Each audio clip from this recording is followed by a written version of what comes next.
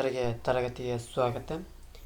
ತರಗತಿ ಪ್ರಾರಂಭ ಮಾಡೋಕ್ಕಿಂತ ಮುಂಚಿತವಾಗಿ ನಮ್ಮ ಒಂದು ಯೂಟ್ಯೂಬ್ ಚಾನಲಿಗೆ ಸಬ್ಸ್ಕ್ರೈಬ್ ಆಗಿ, ಜೊತೆಗೆ ಪ್ರತಿನಿತ್ಯ ತರಗತಿಗಳನ್ನು ವೀಕ್ಷಿಸಿ ಅನ್ನುತ್ತಾ ಇವತ್ತಿನ ತರಗತಿಯನ್ನು ಪ್ರಾರಂಭ ಮಾಡ್ತಾ ಹೋಗ್ತೀನಿ. ಇವತ್ತಿನ ತರಗತಿಯೊಳಗೆ ಏನು ಮಾಡ್ತಾ ಹೋಗೋಣ, ಶೈಕ್ಷಣಿಕ ಮನೋವಿಜ್ಞಾನಕ್ಕೆ ಸಂಬಂಧಿಸಿದಂತೆ MCQಗಳನ್ನು ಬಿಡಿಸ್ತಾ ಹೋಗೋಣ. ಶೈಕ್ಷಣಿಕ ಮನೋವಿಜ್ಞಾನದ ಪಿತಾಮಹ ಎಂದು ಯಾರನ್ನು ಕರಿತೇವೆ? ಎಡ್ವರ್ಡ್ ಥಾರ್ನ್ಡೈಕ್ ಅವರನ್ನು ಕರಿತಾ ಹೋಗ್ತೀವಿ. ಕಲಿಕೆಯ ಒಂದು ಪ್ರಕ್ರಿಯೆ ಎಂದು ಹೇಳಿದವರು ಯಾರು? ಕಲಿಕೆಯ ಒಂದು ಪ್ರಕ್ರಿಯೆ ಅಂತ ಯಾರು ಹೇಳ್ತಾರಪ್ಪ ಅಂದ್ರೆ ಕ್ರೋ ಆ್ಯಂಡ್ ಕ್ರೋ. ಮಾನವನ ಬೆಳವಣಿಗೆಯನ್ನು ಪ್ರಭಾವಿಸುವ ಮುಖ್ಯ ಅಂಶ ಯಾವುದು? ಪರಿಸರ ಮತ್ತು ಅನುವಂಶೀಯತೆ ಕೂಡ ಈ ಮಾನವನ ಬೆಳವಣಿಗೆಯಲ್ಲಿ ಎರಡು ಪ್ರಮುಖವಾಗಿ ಕಾಣ್ತಾ ಹೋಗ್ತೇವೆ. ಬುದ್ಧಿಶಕ್ತಿಯ ದ್ವಿಕಾರಕ ಸಿದ್ಧಾಂತವನ್ನು ಪ್ರತಿಪಾದಿಸಿದವರು ಯಾರು? ದ್ವಿಕಾರಕ ಸಿದ್ಧಾಂತ ಯಾರು? ಸ್ಪಿಯರ್ಮ್ಯಾನ್. ಕಿಲ್ಪೋರ್ಟ್ ಮೂರು ಆಯಾಮಗಳ ಸಿದ್ಧಾಂತ. ಮಕ್ಕಳ ಬೆಳವಣಿಗೆ ಹಂತಗಳನ್ನು ಎಷ್ಟು ವಿಧಗಳಾಗಿ ವಿಂಗಡಿಸಲಾಗಿದೆ? 4 ವಿಧಗಳಾಗಿ ವಿಂಗಡಣೆ ಮಾಡ್ತಾ ಹೋಗ್ತಾರೆ. ಅಪೇಕ್ಷಣೀಯ ವರ್ತನೆಯ ಬದಲಾವಣೆಯೇ ಕಲಿಕೆ ಅಂತೂ ಯಾರು ಹೇಳ್ತಾರ? ಅಪೇಕ್ಷಣೀಯ ವರ್ತನೆಯ ಬದಲಾವಣೆಯೇ ಕಲಿಕೆ ಅಂತ ಯಾರು ಹೇಳ್ತಾರಪ್ಪ ಅಂದ್ರೆ ಗೇಟ್ಸ್. ಯಾರು? ಗೇಟ್ಸ್ ಹೇಳ್ತಾ ಹೋಗ್ತಾರೆ. ಮನೋವಿಜ್ಞಾನವು ಆತ್ಮದ ವಿಜ್ಞಾನವು ಎಂದು ಯಾರು ಹೇಳ್ತಾರಪ್ಪ ಅಂದ್ರೆ ಅರಿಸ್ಟಾಟಲ್. ಯಾರು? ಅರಿಸ್ಟಾಟಲ್ ಹೇಳ್ತಾ ಹೋಗ್ತಾರೆ. ಹಾಗಾದ್ರೆ ಮನೋವಿಜ್ಞಾನವು ವರ್ತನೆಗಳ ಅಧ್ಯಯನ ಅಂತ ಯಾರು ಹೇಳ್ತಾರಪ್ಪ ಅಂದ್ರೆ ವ್ಯಾಟ್ಸನ್ ರವರು ಹೇಳ್ತಾರೆ. ವುಡ್ವರ್ತ್ ಅವರು ಏನು ಹೇಳ್ತಾ ಹೋಗ್ತಾರೆ, ಮನೋವಿಜ್ಞಾನವು ಮೊದಲಿಗೆ ಆತ್ಮವನ್ನು ಕಳೆದುಕೊಂಡಿತ್ತು, ಆಮೇಲೆ ಕಡೆ ವಿಜ್ಞಾನವನ್ನು ಕಳೆದುಕೊಂಡಿತ್ತು, ಕೊನೆಗೆ ಏನು ಉಳ್ಕೊಂಡಿದೆ, ಇದು ಒಂದು ರೀತಿಯ ವರ್ತನೆಯ ಅಧ್ಯಯನ ಅಂತಂದು ಹೇಳ್ತಾ ಹೋಗ್ತದೆ. ಪ್ರಯತ್ನ ಮತ್ತು ದೋಷ ಕಲಿಕಾ ಸಿದ್ಧಾಂತದ ಪ್ರವರ್ತಕರು ಯಾರು? ಟ್ರಯಲ್ ಆ್ಯಂಡ್ ಎರರ್ ಥಿಯರಿ ಥಾರ್ನ್ಡೈಕ್ ರವರು. ಒಳನೋಟ ಕಲಿಕಾ ಸಿದ್ಧಾಂತವನ್ನು ಪ್ರತಿಪಾದಿಸಿದವರು ಕೋಲರ್. ಯಾರು? ಕೋಲರ್. ವ್ಯಕ್ತಿತ್ವದ ಮೇಲೆ ಪ್ರಭಾವ ಬೀರುವ ಆಂತರಿಕ ಅಂಶ ಯಾವುದು? ಯಾವುದಪ್ಪ ಅಂದ್ರೆ ವ್ಯಕ್ತಿಯ ಅನುವಂಶೀಯತೆ ಆಂತರಿಕ ಅಂಶವನ್ನು ಕಾಣ್ತಾ ಹೋಗ್ತದೆ. ಸೃಜನಶೀಲತೆಯ ಪರೀಕ್ಷೆಯನ್ನು ಯಾರು ರೂಪಿಸಿದವರು? ಟೊರೆನ್ಸ್. ಸೃಜನಶೀಲತೆಯ ಪರೀಕ್ಷೆಯನ್ನು ಯಾರು ರೂಪಿಸ್ತಾರಪ್ಪ ಅಂದ್ರೆ ಟೊರೆನ್ಸ್. ವಿಕಾಸದ ಹಂತದಲ್ಲಿ ಶೈಶವಾವಸ್ಥೆಯ ಕಾಲಾವಧಿ ಎಷ್ಟು? 0 ಇಂದ 2. ಈ ಒಂದು ವಿಕಾಸದ ಹಂತಗಳ ಬಗ್ಗೆ ಎಲಿಜಬೆತ್ ಆರ್ಲಾಕ್ ಅವರು ಇವಾಗ ಮಾಡ್ತಾ ಹೋಗ್ತಾರೆ. ಏನು? ಗರ್ಭಾವಸ್ಥೆಯಿಂದ ಜನನದವರೆಗೆ. ಶೈಶವ ಅವಸ್ಥೆ ಅಂದ್ರೆ ಏನಪ್ಪ ಅಂದ್ರೆ ಜನನದಿಂದ ಹಿಡಿದು 2 ವಾರ. ಹಸುಳೆತನ ಅಂದ್ರೆ ಏನಪ್ಪ ಅಂದ್ರೆ 2 ವಾರದಿಂದ ಹಿಡಿದು 2 ವರ್ಷ. ಅವಾಗ ಪೂರ್ವ ಬಾಲ್ಯಾವಸ್ಥೆ ಬರ್ತೈತೆ. ಪೂರ್ವ ಬಾಲ್ಯ 2 ರಿಂದ 6. ಉತ್ತರ ಬಾಲ್ಯಾವಸ್ಥೆ 6 ರಿಂದ 12. ಆಮೇಲೆ ಕಡೆಗೆ ಪರಿಪಕ್ವತೆಯ ಕಾಲ ಅಂತ ಬರ್ತೈತಿ 12 ರಿಂದ 13, 14. ಆಮೇಲೆ ಕಡೆಗೆ ತಾರುಣ್ಯಾವಸ್ಥೆ ಬರ್ತೈತಿ 13 ರಿಂದ 14 ಎಷ್ಟಕ್ಕೆ 18ಕ್ಕೆ ಬರ್ತೈತಿ. ತಾರುಣ್ಯಾವಸ್ಥೆ ಆಯ್ತು. ಅವಾಗ ಮಧ್ಯ ವಯಸ್ಸು ಅಂತ ಬರ್ತೈತಿ. ಮಧ್ಯ ವಯಸ್ಸು 18 ರಿಂದ 40. 18ರಿಂದ ವಯಸ್ಕತನ ಯಾವ ಬರ್ತೈತಿ?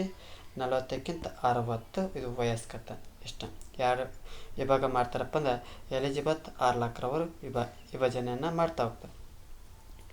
ಶಿಕ್ಷಣದಲ್ಲಿ ಮನೋವಿಜ್ಞಾನದ ಅಳವಡಿಕೆಯ ಉದ್ದೇಶವೇನು?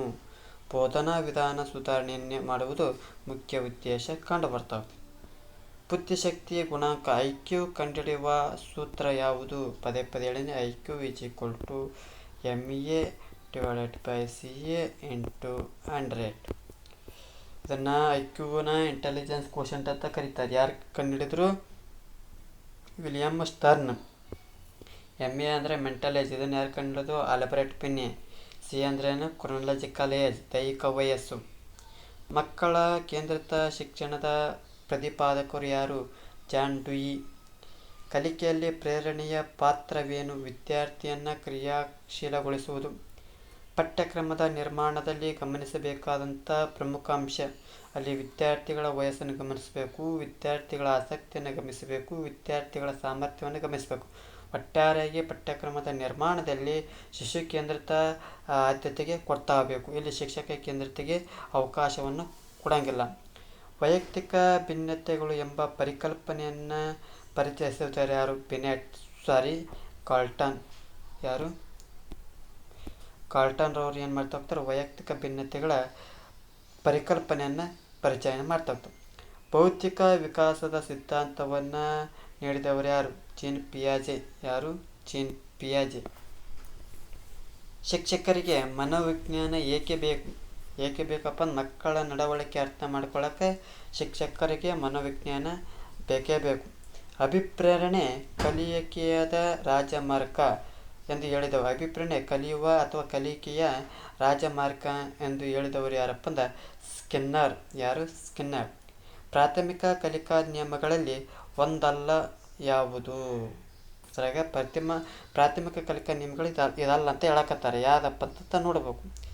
ಸಿದ್ಧತಾ ನಿಯಮ, ಪರಿಣಾಮ ನಿಯಮ, ಅಭ್ಯಾಸದ ನಿಯಮ. ಇದು ಸಾಮೀಪ್ಯದ ನಿಯಮ ಅಲ್ಲ. ಮನೋವಿಜ್ಞಾನದ ಮೊದಲ ಪ್ರಯೋಗಾಲಯ ಸ್ಥಾಪಿಸಿದವರು ಯಾರು? ವಿಲ್ ಎಲ್ಮೋಂಟ್. ಹೀಗಾಗಿ ಇವರನ್ನು ಮನೋವಿಜ್ಞಾನದ ಪಿತಾಮಹ ಅಂತ ಕರಿತೀವಿ. ಅಲ್ಲಿ 1879 ಜರ್ಮನಿಯ ಲಿಪ್ಜಿಗ್. ವ್ಯಕ್ತಿತ್ವದ ವಿಶ್ಲೇಷಣೆಯಲ್ಲಿ ಹಿತ್ತಿನ ಪಾತ್ರವೇನು? ವಾಸಗಳೇ ಸುಖಾನ್ವೇಷಣೆ ಅಂತ ಕರಿತಾ ಹೋಗ್ತೀವಿ. ಏನು ಹಿತ್ತಿನ ವಿಶ್ಲೇಷಣೆ ತಪ್ಪಂದ ಸುಖಾನ್ವೇಷಣೆಗಳು. ಸಾಮಾಜಿಕ ಕಲಿಕಾ ಸಿದ್ಧಾಂತದ ಪ್ರತಿಪಾದಕ ಯಾರು? ಆಲ್ಬರ್ಟ್ ಬಂಡೂರರವರು. ಭೌತಿಕ ವಿಕಾಸದ ಹಂತಗಳಲ್ಲಿ ಮೂರನೇ ಹಂತ ಯಾವುದಪ್ಪ? ಮೂರ್ತ ಕಾರ್ಯಾಚರಣೆ ಹಂತ. ಇದಕ್ಕೊಂದು ಕೋಡ್ ಕೊಟ್ಟಿದ್ದೆ, ಸ್ಕೀಮು. ಸಂವೇದನಗತಿಯ ಹಂತ, ಕಾರ್ಯಪೂರ ಹಂತ, ಮೂರ್ತ ಕಾರ್ಯಗಳ ಹಂತ, ಜೊತೆಗೆ ಔಪಚಾರಿಕ ಹಂತ. ಇದರ ಕಾಲಾವಧಿ 0-2, ಇದರಿಂದ 2-7, 7-11, 11ರ ಮೇಲ್ಪಟ್ಟು ವಯಸ್ಸಿನ ಅಂತರ. ಕಲಿಕೆಯಲ್ಲಿ ದ್ವಿತೀಯಕ ಪ್ರೇರಕ ಯಾವುದು?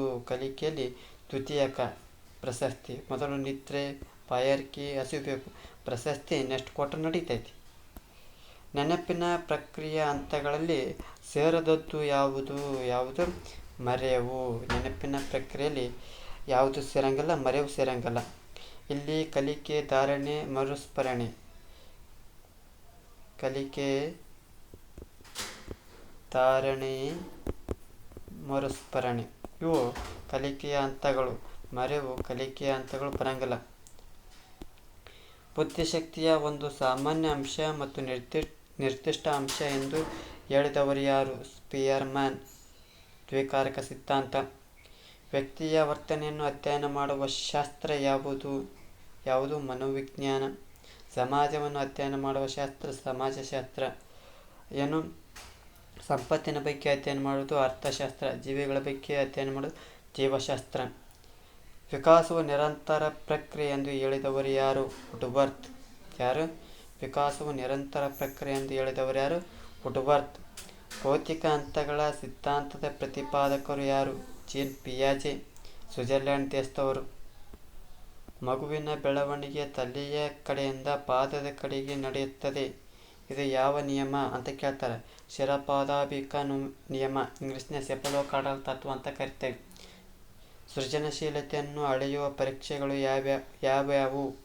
ಅಪಸರಣ ಚಿಂತನೆ. ವಿದ್ಯಾರ್ಥಿಗಳಲ್ಲಿ ಆಸಕ್ತಿ ಮೂಡಿಸಲು ಶಿಕ್ಷಕರು ಏನು ಮಾಡಬೇಕು? ಪಾಠದಲ್ಲಿ ನಾವೀನ್ಯತೆ ತರುವುದು. ಹೊಸದಾಗಿ ಪಾಠಗಳನ್ನು ಮಾಡ್ತಾ ಹೋಗಬೇಕು. ಬುದ್ಧಿಶಕ್ತಿಯನ್ನು ಅಳೆಯಲು ಮೊದಲ ಪರೀಕ್ಷೆಯನ್ನು ರೂಪಿಸಿದವರು ಯಾರು? ಆಲ್ಬರ್ಟ್ ಬಿನೆಟ್ ಮತ್ತು ಸೈಮನ್. 1902 ಆಲ್ಬರ್ಟ್ ಬಿನೆಟ್ ಮೊದಲು, 1904 ಇವರಿಬ್ಬರು ಸೇರಿ ಒಂದು ಪರೀಕ್ಷೆ ತಯಾರಿಕೆ ಮಾಡ್ತಾ ಹೋಗ್ತಾರೆ.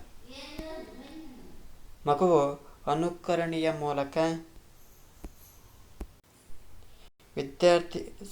ಬುದ್ಧಿಶಕ್ತಿಯನ್ನು ಹೇಳಿದಲ್ಲ. ಮಗುವು ಅನುಕರಣೆಯ ಮೂಲಕ ಕಲಿಯುತ್ತದೆ ಎಂದು ಹೇಳಿದವರು ಯಾರು? ಆಲ್ಬರ್ಟ್ ಬಂಡೂರರವರು. ಶಿಕ್ಷಣದಲ್ಲಿ ಆಟದ ವಿಧಾನವನ್ನು ಪರಿಚಯಿಸಿದವರು ಯಾರು? ಕಿಲ್ಪ್ಯಾಟ್ರಿಕ್. ಕಿಂಡರ್ಗಾರ್ಟನ್. ಪಠ್ಯಪುಸ್ತಕವು ಹೇಗಿರಬೇಕು? ಚೆನ್ನಾಗಿರಬೇಕು. ಹೆಂಗಿರಬೇಕು? ಚಿತ್ರಗಳಿಂದ ಕೂಡಿತ್ತು, ವಿಷಯಗಳು ಸರಳವಾಗಿರಬೇಕು ಮತ್ತು ಆಕರ್ಷಣೆಯಾಗಿರಬೇಕು. ವ್ಯಕ್ತಿಯ ವರ್ತನೆಯ ಮೇಲೆ ಪರಿಸರದ ಪ್ರಭಾವವನ್ನು ಪ್ರತಿಪಾದಿಸಿದವರು ಯಾರು? ವ್ಯಾಟ್ಸನ್. ಸಮಸ್ಯೆ ಪರಿಹಾರದ ಹಂತಗಳಲ್ಲಿ ಮೊದಲನೆಯದು ಯಾವುದು? ಸಮಸ್ಯೆಯನ್ನು ಗುರುತಿಸಬೇಕು. ಫಸ್ಟ್ ಈ ಸಮಸ್ಯೆ ಎಲ್ಲಿತ್ತು ಅಂತ ನೋಡಬೇಕು. ಸೀದಾ ಮಾಹಿತಿ ಸಂಗ್ರಹಣೆ ಮಾಡೋಕ್ಕೆ ಹೋಗೋದಲ್ಲ. ಫಸ್ಟ್ ಸಮಸ್ಯೆಯನ್ನು ಗುರುತಿಸಬೇಕು. ಮಗುವಿನ ಮೊದಲ ಶಾಲೆ ಯಾವುದು? ಮನೆಯೇ ಮೊದಲ ಪಾಠ ಶಾಲೆ. ಕಲಿಕೆಯಲ್ಲಿನ ವೈಫಲ್ಯಕ್ಕೆ ಕಾರಣವೇನು? ಸರಿಯಾದ ಪ್ರೇರಣೆಯ ಅಭಾವವನ್ನು ಕಂಡು ಬರ್ತಾ ಹೋಗ್ತವು. ತಪ್ಪು ಬೋಧನಾ ವಿಧಾನ ಬಳಸಿದ್ರೆ, ಮಾನಸಿಕ ಒತ್ತಡ ಇದ್ದರೆ ಕಲಿಕೆಯಲ್ಲಿ ಖಂಡಿತ ಏನಾಗ್ತೈತಿ? ವೈಫಲ್ಯ ಆಕೈತಿ. ಬುದ್ಧಿಶಕ್ತಿಯ ಹಲವು ಅಂಶಗಳ ಸಮ್ಮಿಶ್ರಣ ಎಂದು ಹೇಳಿದವರು ಯಾರು? ಥರ್ಸ್ಟನ್ ಥರ್ಸ್ಟನ್ರವ್ರು ಏನು ಹೇಳ್ತಾರೆ, ಬುದ್ಧಿಶಕ್ತಿ ಅಂದ್ರಪ್ಪ ಅಂದ್ರೆ ಹಲವು ಅಂಶಗಳ ಒಂದು ಸಮ್ಮಿಶ್ರಣ ಅಂತ ಕರಿತಾ ಹೋಗ್ತಾರೆ. ಕಲಿಕೆಯಲ್ಲಿ ಅಂತರದ ಅವಶ್ಯಕತೆ ಇದೆಯೇ ಅಂತ ಕೇಳಕತ್ತಾರ. ಹೌದು ಐತಿ. ವೈಯಕ್ತಿಕ ಭಿನ್ನತೆಗಳಿಗೆ ಮುಖ್ಯ ಕಾರಣವೇನು? ಪರಿಸರ ಮತ್ತು ಅನುವಂಶೀಯತೆಯ ಪ್ರಭಾವವನ್ನು ಕಾಣ್ತಾ ಹೋಗ್ತೀವಿ. ಶಿಕ್ಷಕನು ಒಬ್ಬ ಉತ್ತಮ ಮಾರ್ಗದರ್ಶಕನಾಗ್ತಾನೆ. ಪ್ರೌಢಾವಸ್ಥೆಯ ಬಿರುಗಾಳಿ ಮತ್ತು ಒತ್ತಡದ ಕಾಲ ಎಂದು ಹೇಳಿದವರು ಯಾರು? ಸ್ಟ್ಯಾನ್ಲಿ ಹಾಲ್. ಮಕ್ಕಳ ಬೆಳವಣಿಗೆಯನ್ನು ಅಳೆಯಲು ಬಳಸುವ ಸಾಧನ ಯಾವುದು? ಮಾನಸಿಕ ಪರೀಕ್ಷೆ ಮಾಡಬಹುದು, ವೀಕ್ಷಣೆಯನ್ನು ಮಾಡಬಹುದು, ಸಂದರ್ಶನ ಮಾಡಬಹುದು. ಇವುಗಳ ಮೂಲಕ ಏನು ಮಾಡಬಹುದು? ಮಕ್ಕಳ ಬೆಳವಣಿಗೆಯನ್ನು ಅಳೆಯಲು ಬಳಸುವಂಥ ಸಾಧನ ಆಗ್ತೈತಿ. ಶೈಕ್ಷಣಿಕ ಮನೋವಿಜ್ಞಾನದ ಅಂತಿಮ ಗುರಿ ಏನು? ಮಗುವಿನ ಸರ್ವತೋಮುಖ ಅಭಿವೃದ್ಧಿ. ಇವಿಷ್ಟೇನಪ್ಪ ಅಂದ್ರೆ ಶೈಕ್ಷಣಿಕ ಮನೋವಿಜ್ಞಾನ ಸಂಬಂಧಿಸಿದಂತೆ 50 MCQಗಳ ಬಗ್ಗೆ ನೋಡ್ತಾ ಹೋದ್ವಿ. ಈ ಒಂದು ತರಗತಿ ಇಷ್ಟ ಆಗಿತ್ತಪ್ಪ ಅಂದರೆ ನಮ್ಮ ಒಂದು ಯೂಟ್ಯೂಬ್ ಚಾನಲಿಗೆ ಖಂಡಿತವಾಗಿ ಸಬ್ಸ್ಕ್ರೈಬ್ ಆಗಿ, ಜೊತೆಗೆ ಈ ಒಂದು ತರಗತಿ ಇಷ್ಟ ಆಗಿದ್ದರೆ ಲೈಕ್ ಮಾಡಿ, ಇಲ್ಲದಿದ್ದರೆ ಡಿಸ್ಲೈಕ್ ಮಾಡಿ. ಏನಾದರೂ ದೋಷಗಳು ಮತ್ತು ನಿಮ್ಮ ಒಂದು ಅಭಿಪ್ರಾಯವನ್ನು ಕಮೆಂಟ್ ಬಾಕ್ಸ್ನ ಮೂಲಕ ತಿಳಿಸಿ ಅಂತ ಈ ಒಂದು ತರಗತಿಯನ್ನು ಮುಗಿಸ್ತಾ ಇದ್ದೀನಿ. ಎಲ್ಲರಿಗೂ ಧನ್ಯವಾದಗಳು.